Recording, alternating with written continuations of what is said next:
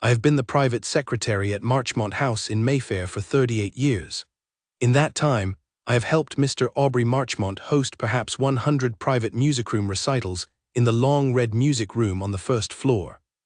I shall not, on any quiet evening I am given in the years before I lay down the secretarial work for the last time, forget the wet Tuesday evening in late October when Mr. Heathcote Vance, the most feared concert critic of musical London, closed his notebook in the front row of the long red music room, and did not, in the small careful private hour and 3 minutes that followed, open it again.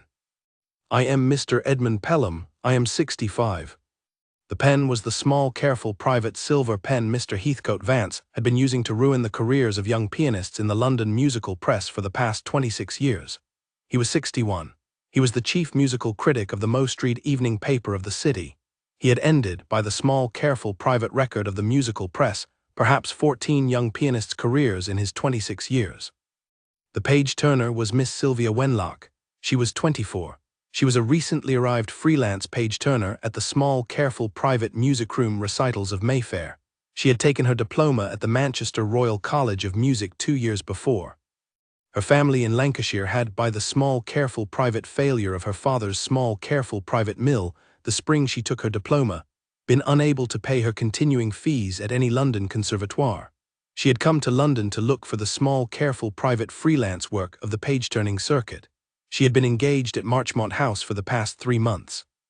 She had been, by my own small careful private observation, the most quietly able page-turner I have engaged in 20 years of engaging page-turners.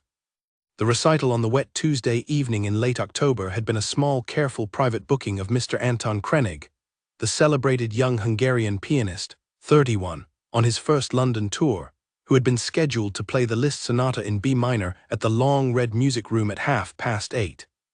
The audience had been the small careful private audience. The long red music room held 65 guests on the small careful private gilt chairs, including Mr. Heathcote Vance at the small careful private aisle seat of the front row, to which he was always shown at the small careful private recitals of Mayfair. At 8:15 Mr. Anton Krenig sent a small careful private note from his small careful private dressing room at the back of the long red music room to Mr. Marchmont. The note said that Mr. Krenig had been taken, in the small careful private 15 minutes since the small careful private warming up at the long red music room's Bosendorfer, by a severe migraine and an attack of vertigo. The note said that Mr. Krenig could not, with respect, play. Mr. Marchmont read the note in my small careful private office at 8:15. He sat very still at the small careful private writing desk for 30 seconds. He said, in a voice he had not, in his small careful private hosting of 100 recitals, ever needed to use to me before, Pelham, there are 65 guests in the long red music room. Mr. Heathcote Vance is at the front row. The evening paper goes to press at 11. What in the name of small careful private mercy do we do?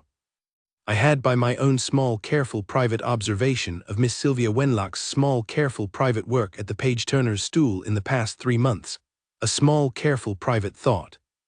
I said to Mr. Marchmont, "Sir, the page-turner Miss Wenlock, the young Manchester woman, the diploma, has been playing the Bosendorfer in the long red music room every Wednesday afternoon at 4 o'clock during the small careful private weekly cleaning, on Mrs. Hodges, the housekeeper's small careful private permission. She has been playing, by the small careful private record of the parlour-maid Mrs. Hodges has charged with attending her, the Liszt Sonata in B minor." Mr. Marchmont said in the same voice, "Pelham, the Liszt in B minor is the small careful private Olympus of the pianoforte literature. The Hungarian Mr. Krenig has been working on it for 6 years. The young diploma page-turner has been playing it on the Bosendorfer on a Wednesday afternoon." I said, "Sir, I shall fetch Mrs. Hodges if you wish to take her small careful private witness on the matter." Mr. Marchmont said, "Yes, quickly." Mrs. Hodges came up from the back kitchen at 8:20. She had been the housekeeper at Marchmont House for 29 years. She said, in her small careful private Northumberland voice, "Mr. Marchmont, Miss Wenlock has played the Liszt Sonata in B minor at the long red music room's Bosendorfer every Wednesday afternoon at 4 o'clock for the past 11 weeks. The parlour-maid Annie has been sitting at the small careful private end of the long red music room with the small careful private duster for every minute of every Wednesday afternoon. Miss Wenlock plays it, sir, the same every Wednesday. She does not, sir, miss a note." Mr. Marchmont said, "Mrs. Hodges, Send Miss Wenlock to me at the small, careful, private dressing room at once. Miss Sylvia Wenlock came to the small, careful, private dressing room at 23 minutes past 8. She was in the small, careful, private black page-turner's dress she had been wearing in the long red music room for 3 months. She was 24. She had her small, careful, private page-turner's hands clasped at her waist in the small, careful, private way her old Manchester teacher had taught her.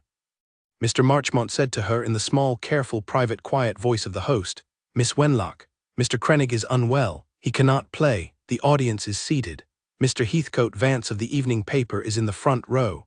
Mrs. Hodges informs me you have been playing the Liszt Sonata in B minor at the Bosendorfer in the long red music room on the Wednesday afternoons.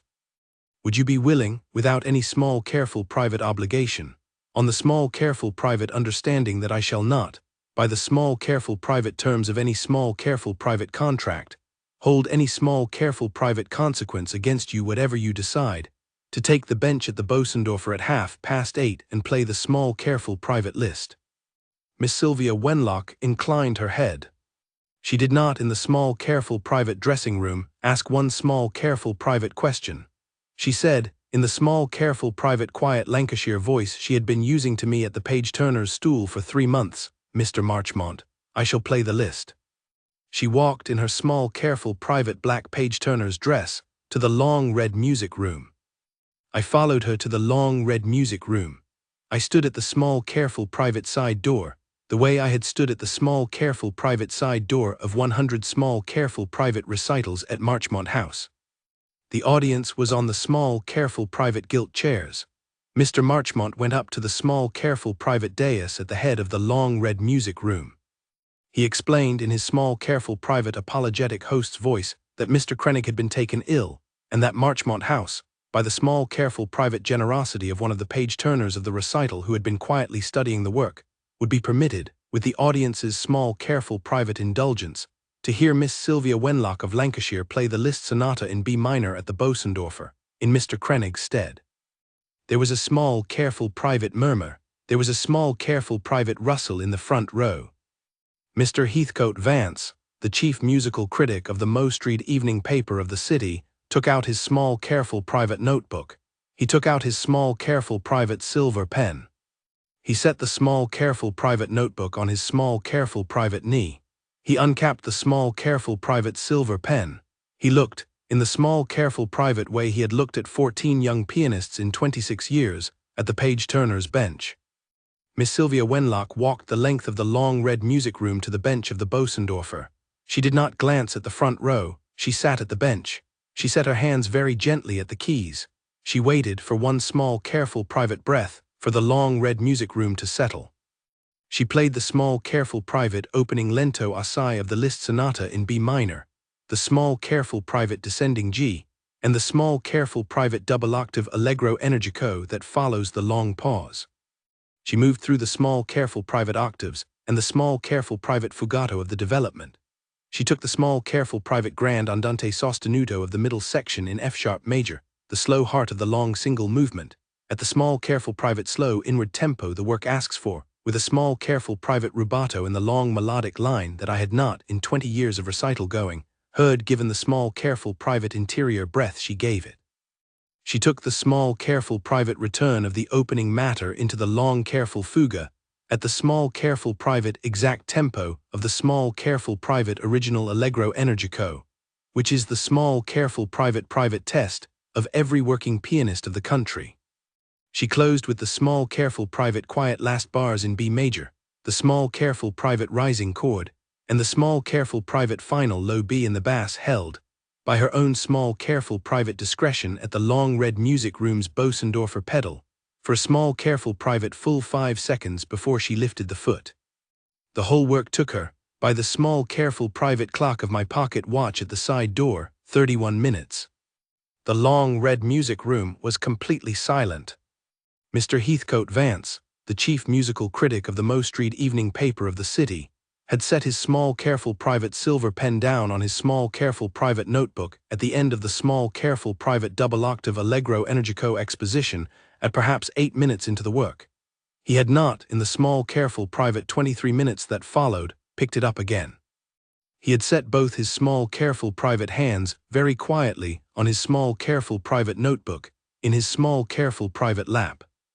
At the small, careful, private last low B in the bass, Miss Sylvia Wenlock lifted her hands. She set them in her lap. The long red music room held the small, careful, private silence for a long count, by the small, careful, private clock of my pocket watch, of about 11 seconds. Then Mr. Heathcote Vance stood up. He stood up at the small, careful, private aisle seat in the front row. He held his small, careful, private notebook in his small, careful, private left hand, and his small, careful, private silver pen, still capped, in his small, careful, private right hand. He turned in the small, careful, private aisle to the bench of the Bosendorfer at the head of the long red music room. He bowed a small, careful, private bow of perhaps 30 degrees, the bow Mr. Heathcote Vance had not, in his 26 years at the front row of the small, careful, private recitals of London, been seen to give to any pianist, to Miss Sylvia Wenlock at the bench. He held the small, careful, private bow for a count of about 4. He sat back down. Then the long red music room rose. The whole audience rose at the small, careful, private gilt chairs. The small, careful, private applause that followed lasted, by the small, careful, private clock of my pocket watch, 4 minutes and 15 seconds, which is the longest small, careful, private applause I have heard, in my 38 years at Marchmont House, in the long red music room. Mr. Marchmont came down from the small, careful, private dais. He walked in his small, careful, private host's dinner coat, the length of the long red music room to the bench of the Bosendorfer. He stopped at the corner of the Bosendorfer. He took Miss Wenlock's small, careful, private hand. He turned to the long red music room. He said in the small, careful, private host's voice he had been using at Marchmont House for 30 years, "Ladies and gentlemen, I should like, with your permission, to ask Miss Sylvia Wenlock, page turner of the long red music room at Marchmont House, whether she would be willing to take an encore. I should like to ask her, if she is willing, to play the small, careful, private piece she has been quietly studying alongside the small, careful, private Liszt on her Wednesday afternoons at the Bosendorfer." Miss Wenlock inclined her head. She returned to the bench of the Bosendorfer.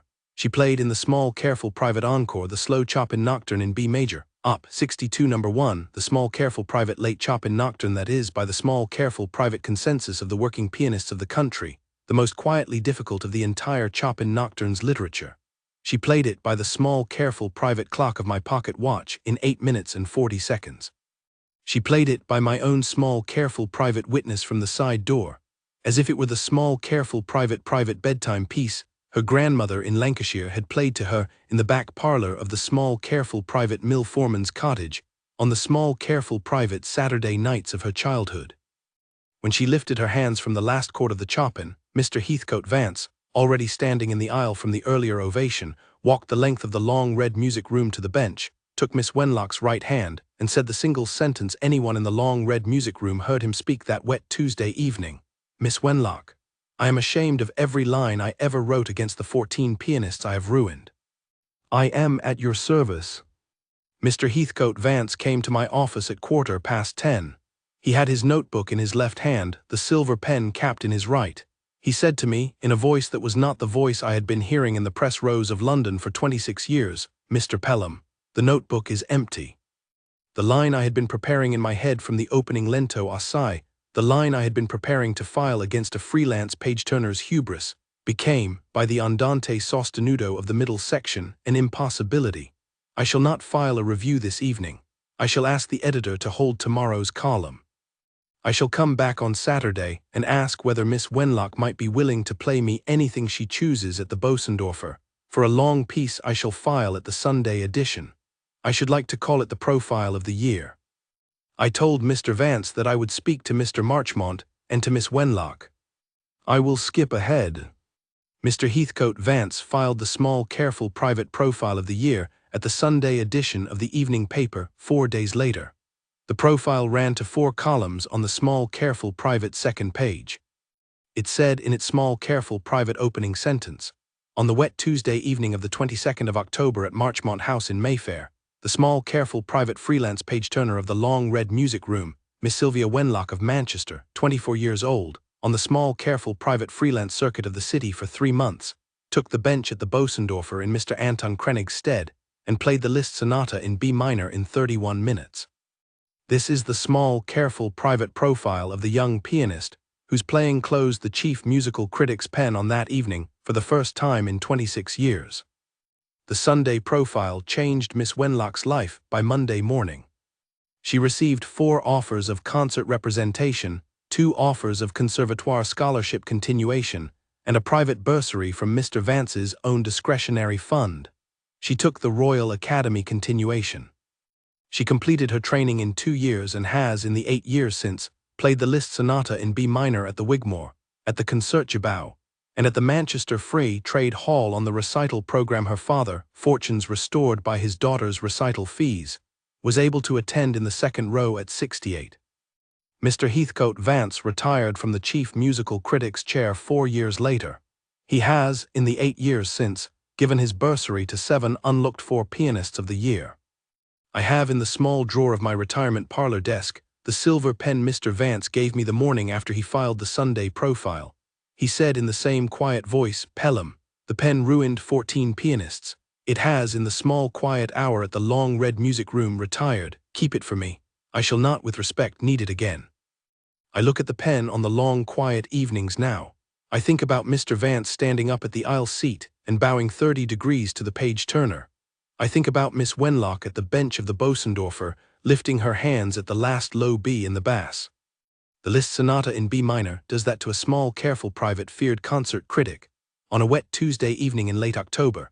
If the small, careful, private, freelance page-turner of the long red music room has been quietly playing it from memory at the long red music room's Bosendorfer every Wednesday afternoon at 4 o'clock for 11 weeks at the housekeeper's small, careful, private permission, on the small, careful, private chance of the small, careful, private chance.